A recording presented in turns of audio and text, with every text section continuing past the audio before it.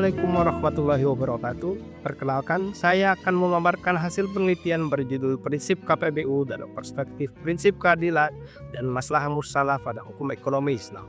Penelitian ini berupaya menjawab pertanyaan penting sejauh mana skema kerjasama pemerintah dan badan usaha atau KPBU benar-benar mencerminkan prinsip keadilan dan kemaslahatan yang menjadi ruh dari hukum ekonomi Islam. Skema KPBU sejatinya dirancang untuk memberikan manfaat sebesar-besarnya bagi masyarakat. Namun dalam praktiknya masih sering ditemukan tantangan seperti ketidakseimbangan pembagian risiko dan keuntungan, kurangnya transparansi, hingga potensi korupsi yang dapat merugikan publik.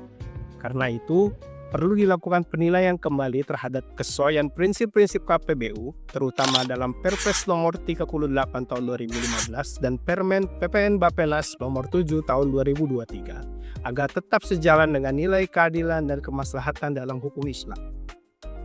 Penelitian ini menyoroti dua rumusan masalah utama. Pertama, bagaimana prinsip KPBU dalam Perpres 38 tahun 2015 ditinjau dari konsep maslahah mursalah.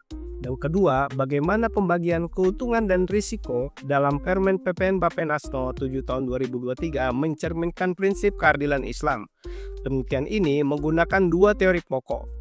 Teori al-maslahah mursalah dari Imam Al-Ghazali yang menegaskan pentingnya menjaga 5 kebutuhan dasar manusia, agama, jiwa, akal, keturunan, dan harta, serta teori al-adalah al-ijtimaiyah dari Sayyid Qutb yang menjelaskan bahwa keadilan sosial menurut keseimbangan hak dan kewajiban dalam masyarakat.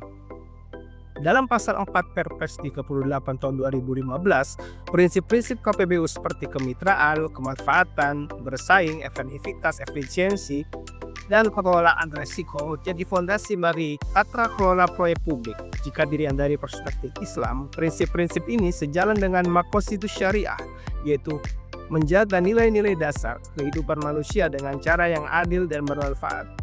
Artinya, penyelenggaraan KPBU bukan sekedar urusan ekonomi, melainkan bagian dari tanggung jawab moral untuk menghadirkan kemaslahatan umum.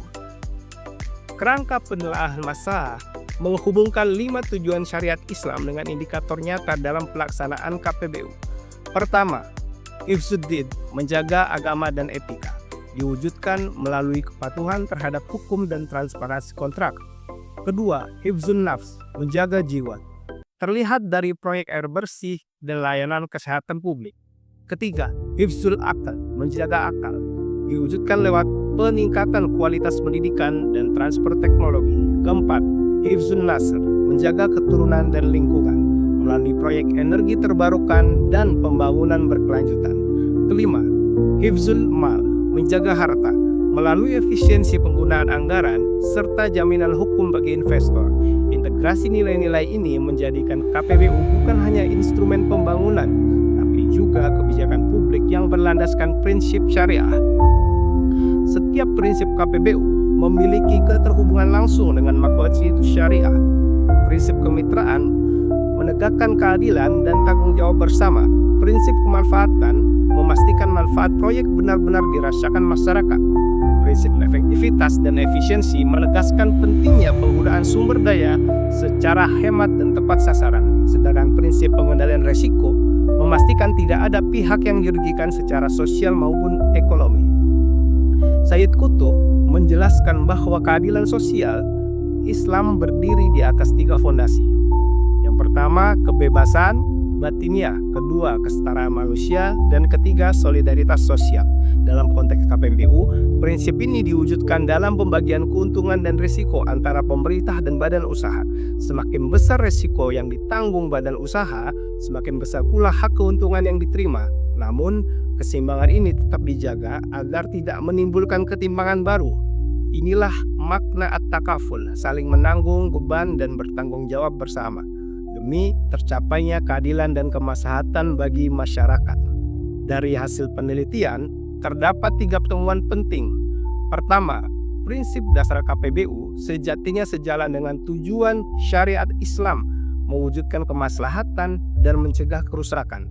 Kedua, mekanisme pembagian keuntungan dan risiko dalam KPBU dapat diintegrasikan dengan nilai keadilan Islam yang menekankan kebebasan, kesetaraan, dan solidaritas sosial. Ketiga, integrasi antara prinsip keadilan dan maslahah mursalah memberikan arah baru bagi pembentukan kebijakan publik yang adil dan berorientasi pada kesejahteraan. Sekian penyampaian dari saya. Wassalamualaikum warahmatullahi wabarakatuh.